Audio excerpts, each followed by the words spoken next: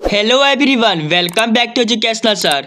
तो आज हम सभी डिस्कस करने जा रहे हैं geosynchronous orbit, weightlessness and GPS यानी ग्लोबल पोजिशनिंग सिस्टम।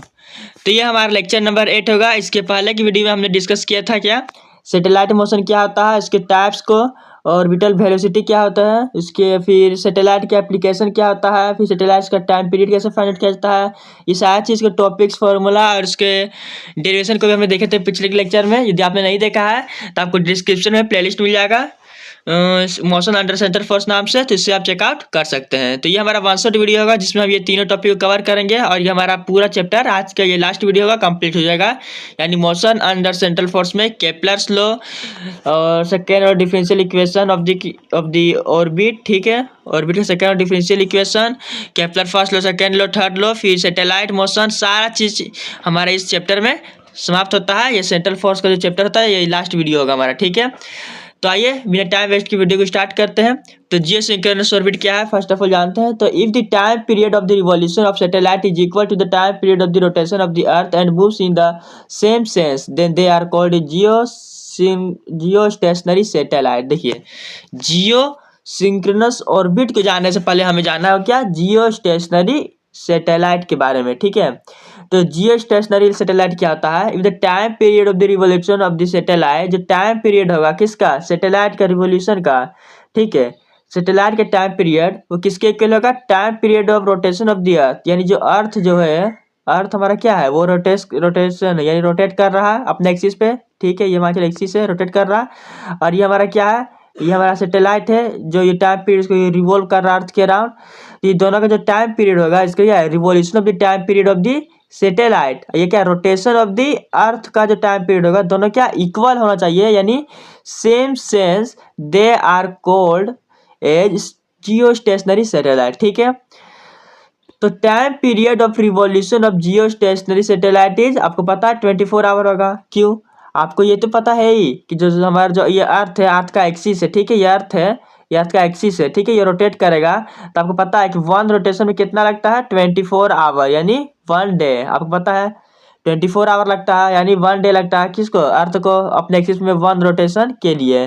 तो 1 रोटेशन के लिए 24 आवर लगता है, तो मतलब क्या जियो स्टेशनरी सैटेलाइट का भी क्या 24 आवर लगेगा ना। मैंने क्या बोला, दोनों इक्वल होना चाहिए टाइम पीरियड, ठीक है। तो the orbit of geostationary satellite is called as geosynchronous orbit. यानी जो जियो स्टेशनरी सैटेलाइट, यानी सैटेलाइट जिसका क्या इक्वल होता है, क्या इक्वल होता है, time period of the rotation of the earth के दोनों इक्वल होता है। तो जो इसका जो पाथ होगा, किसका पाथ होगा, ये हमारा जो जियो सिंक्रोनस क्या ऑर्बिट है यानी सैटेलाइट है, जो अर्थ का ये अर्थ है इसका रोटेशन हो रहा है, तो ये जो पाथ है, ये ऑर्बिट जो आपको दिखाई दे रहा है, ये ऑर्बिट, इसे क्या बोलते हैं, geosynchronous orbit, geosynchronous orbit. It is called so because the angular speed of the satellite is geosynchronized with the angular speed of the earth around its axis. समझ में, इसे जियो synchronous की बोलते हैं क्योंकि जो angular speed of the satellite का वो क्या सिंक्रोनाइज होता है with the angular speed of around the axis, ठीक है। नेक्स्ट क्या है, वी नो दैट, हमने ये पिछले बार में जो लेक्चर होगा था उसमें डिस्कस किया था, यानी हाइट के जो फॉर्मूला में फाइंड आउट किया था, और जरूर चेकआउट वीडियो कर ले पिछले क्लास में जो टाइम पीरियड वाला, तो आपको समझ में आ जाएगा सारी चीज ये फॉर्मूला कहाँ से आया है। तो ये फॉर्मूला कुछ इस प्रकार से सारा वैल्यू पुट करने पर आपको 3600 किलोमीटर वैल्यू मिल जाएगा। तो the height of the geosynchronous satellite from the surface of the earth is constant and such as the satellite is said to be a geosynchronous orbit at the equator, ठीक है।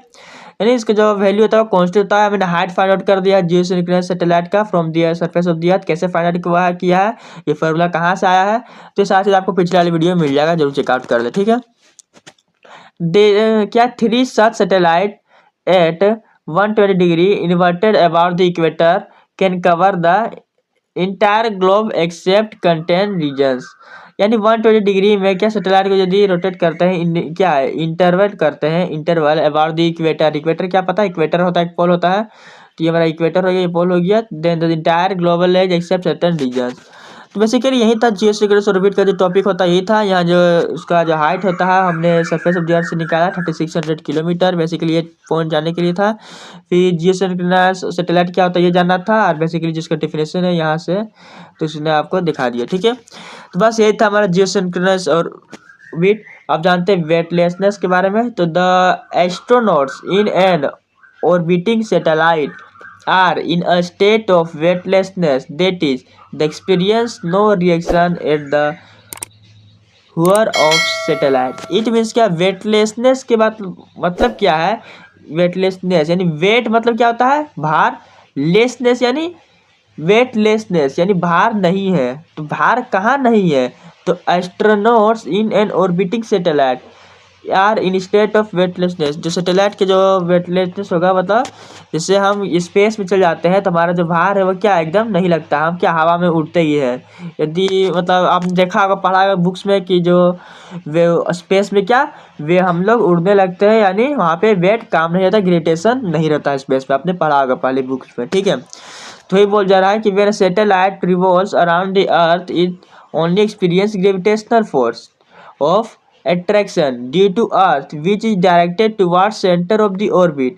समझ आया, यानी satellite revolves around the earth, जो अर्थ ये देखिए हमारा अर्थ है, यह क्या सैटेलाइट इसे रोटेट कर रहा है। तो जो अर्थ यहाँ रोटेट क्यों कर रहा है, सॉरी मालूम है, क्योंकि यहाँ से ग्रेविटेशनल फोर्स भी लग रहा है। तो ग्रेविटेशनल फोर्स के दौरान इसका जो centre of the gravity of the अर्थ है उसमें क्या अट्रैक्शन फील्ड हो रहा है, क्योंकि इसीलिए वह इस तरह से हमारा यह ऑर्बिट में मूव कर रहा है, रिवॉल्व कर रहा है। यदि वह अट्रैक्शन नहीं होता तो वो तो किधर या इधर चल जाता सैटेलाइट, या इधर कहीं और चल जाता, यानी ये जो परफेक्ट शेप में रोटेट नहीं कर पाता, इवॉल्व नहीं कर पाता, ठीक है। तो hence the acceleration of the satellite is toward the centre is g/r² होगा। ये तो आपको पता है, वेर आर इज द क्या है, R is the radius of the orbit, ठीक है। g/r² होगा हमारा क्या, एक्सीलरेशन। यह चीज पहले भी आप पढ़ चुके हैं। But from satellite reference frame which is accelerated that is non inertial, astronauts will experience a pseudo force which will direct away from this centre. यानी यहाँ बोल रखा है, यहाँ पे सूडो फोर्स यानी इनर्शियल फ्रेम का बात हो रहा है, नॉन इनर्शियल फ्रेम का, और क्या रेफरेंस फ्रेम का बात हो रहा है। ये सारा टॉपिक जो हमारा नेक्स्ट जो लेक्चर आने वाला है उसमें आपको बताया जाएगा, नॉन इनर्शियल फ्रेम क्या होता है, क्या चीज़ है। अभी बेसिकली जानने सिंपल कि जो सैटेलाइट है वो एक reference frame which is accelerated that is, तो जो सैटेलाइट है वो क्या एक्सीलरेट कर, आपको पता है कुछ इस तरह से। तो astronaut will experience pseudo force, तो जो एस्ट्रोनॉट होता है उससे भी क्या सूडो फोर्स हमें मिलता है। ये चीज़ आपको अभी समझ में नहीं आएगा, नेक्स्ट के जो लेक्चर है मैं इसे जरूर कवर करूँगा, जो नेक्स्ट टॉपिक आएगा, ठीक है। तो बेसिकली इसे आप टॉपिक को समझ ले क्या है, ठीक है। नेक्स्ट क्या है, सो एफ नॉट क्या है, F naught equal to minus M है, आपका तो फोर्स इक्वल टू एम होता है, तो टोटल फोर्स क्या होगा, F equal to F G plus F not.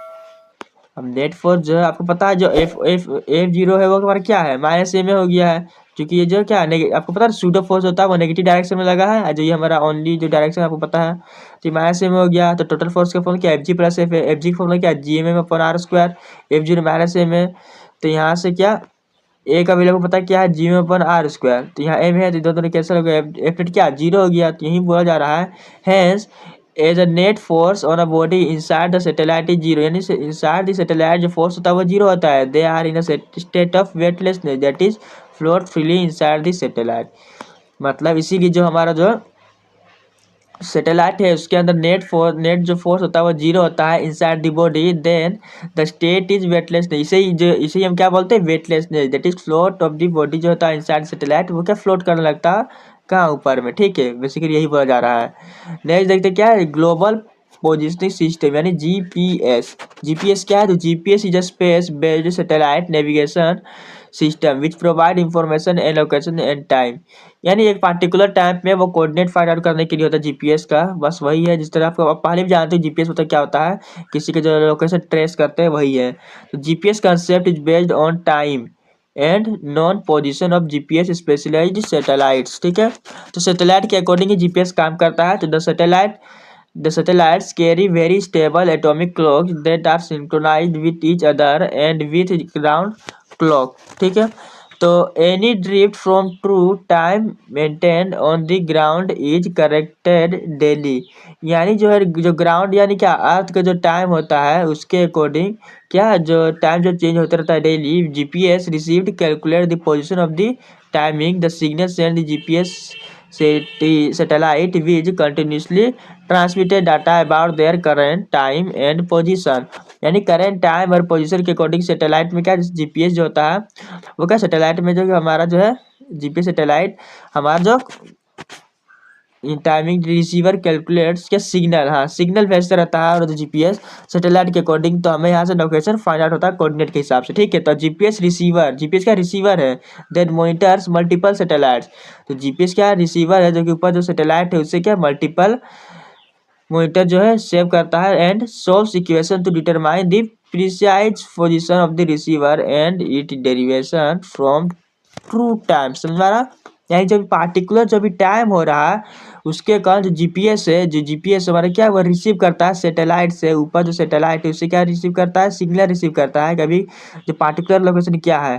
तो ये जो यहाँ से जो लोकेशन आता है जीपीएस में क्या इक्वेशन फाइंड आउट होता है। तो इक्वेशन जो है अपने आप जीपीएस इसे सोल्व करके हमें पार्टिकुलर टाइम देता है, ठीक है। यही सारा चीज बोल जा रहा है। तो कौन सा टाइम देता है, ट्रू टाइम, यानी जो भी समय हो रहा है वो देता है।